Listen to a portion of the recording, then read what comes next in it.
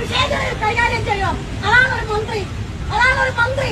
ജനങ്ങൾ വോട്ട് മേടിച്ച് അധികാര കസേരയിൽ ഇരിക്കുമ്പോൾ ഓർക്കണം ഞാനിവിടെ അങ്ങനെ വന്നു. അതാണ് മന്ത്രി. അത് ആരും ഏത് പാർട്ടിയിലുള്ളവരെയായാലും ഞങ്ങൾ അംഗീകരിക്കും.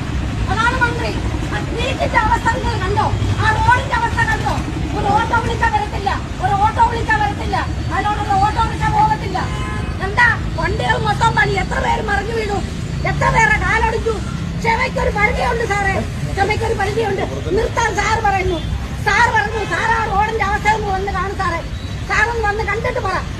വിളിച്ച് ജയിലിട്ടാലും വലിയ പ്രശ്നമില്ല. പൊതുജനങ്ങൾക്ക് വേണ്ടിയാ, എനിക്ക് വേണ്ടി മാത്രമല്ല. ദിവസവും അതിലൂടെ കണ്ട് കഷ്ടപ്പെടുക. ഞങ്ങള് 10 മണി മുതൽ സാറിനെ വെയിറ്റ് ചെയ്ത് ഇവിടെ ഇരിക്കുക.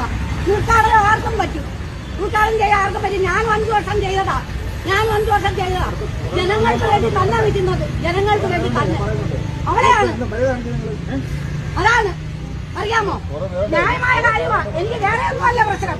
ആ മുസ്ലിം സ്ട്രീറ്റ് പാലത്തിന്റെ അവിടെ വെള്ളക്കെട്ട്, ആ റോഡിന്റെ അവസ്ഥ നിങ്ങൾ എല്ലാവരും അതുവഴി വരുന്നവരാണ്. ഞങ്ങൾക്ക് കൊടിവെച്ച കാറൊന്നുമില്ല പോവാന്.